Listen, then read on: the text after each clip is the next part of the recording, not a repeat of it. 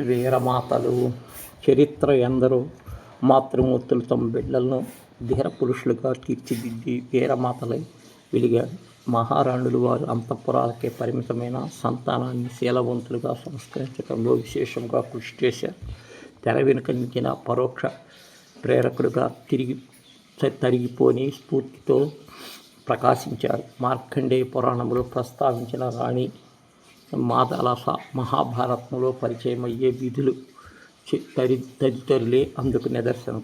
పుత్రుల్ని సమర రంగాన్ని సంసిద్ధపరచడం దగ్గర నుంచి వారికి పారమార్థిక జ్ఞానాన్ని ప్రసాదించడం వరకు మహిళామూర్తులు ఘనమైన పాత్రను పోషించారు.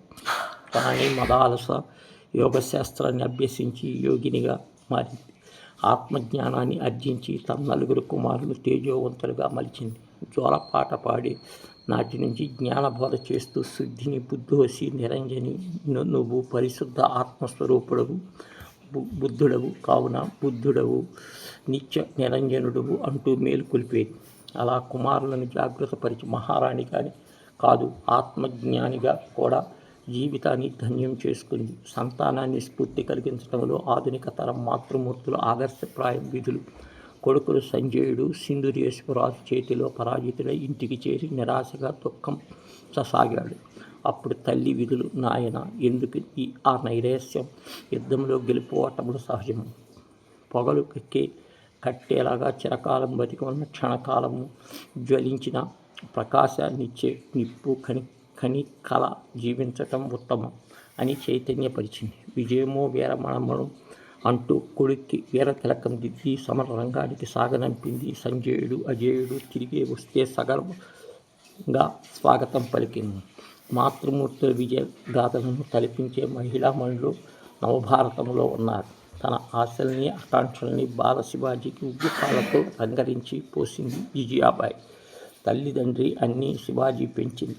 రాముడిలోని సహనము అర్జునుడిలోని సాహసము కలిగిన గుణసంపన్నుడిగా తీర్చిదిద్దింది. తండ్రి కన్నా తల్లి దగ్గరే కొడుకు పరిపూర్ణుడిగా రూపుదిద్దుకుంటాడని నిరూపించి భోగ లాలస లేనివాడు దేశం కోసం ప్రాణాన్ని తృణప్రాయంగా అర్పించే యోధుడు అశేష జనవాహిని ముందుకు నడిపించగల ధీరుడు మన దేశానికి అవసరం. అలాంటి కొడుకును నేను ఈ భారతావనికి అందిస్తాను అని ఆమె ప్రతినబూనింది. ఛత్రపతి శివాజీ భారత జాతికి బహూకరించిన ధన్య చరిత్ర మిగిలింది. స్వామి వివేకానంద తన తల్లి భువనేశ్వరి దేవిని కూడా కుమారుడు మహోన్నతమైన వ్యక్తిత్వంపై ప్రగాఢ ముద్ర వేశాడు. స్వామీజీ రామాయణ భారతాది ఇతిహాసాలు పురాణాలని మాతృమూర్తి నుంచే ఆలకించారు. వివేకానంద విలువలు పాఠాలు నేర్పిన తొలిగురువే తల్లి.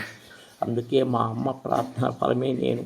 నా కోసమే ఆమె ఎన్ని పూజలు చేసినో ఎన్ని నోములు నోచిందో నన్ను లోకంలోకి తీసుకురావటానికి ఒక యోగిలా మారింది.